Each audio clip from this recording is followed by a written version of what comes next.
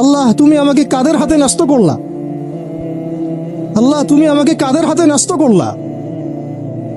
ইলা আদুইন বাঈদিন ইয়াতাহাজ্জামুনি, আমাকে ঘর থেকে এত দূরে এনে, সেই মক্কা থেকে কত দূরে, আমাকে ঘর থেকে এত দূরে নিয়ে এসে আল্লাহ তুমি তোমার শত্রুদের হাতে আমাকে ন্যস্ত করলা। ইয়াতাহাজ্জামুনি, যারা চতুর্দিক থেকে আমাকে পাথর মারতেছে। কি আবেগ দোয়ার মধ্যে, কি ভাষা, কি লফজ। ইলা আদুইন বাঈদিন ইয়াতাহাজ্জামুনি, তুমি আমাকে আল্লাহ ঘর থেকে বের করে এত দূরে নিয়ে আসলা, শত্রুদের হাতে সমর্থ করলা, তারা আমাকে চতুর্দিক থেকে পাথর মারতেছে।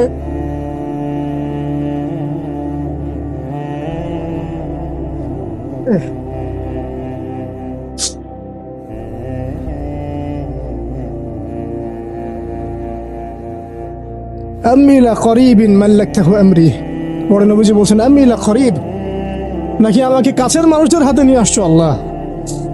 আল্লাহ তুমি কি আমাকে কাছের মানুষদের হাতে উঠাই দিছ? মাল্লাকতাহু আমরি, যারা আমার ভালো মন্দের কাজের মালিক হয়ে গেছে।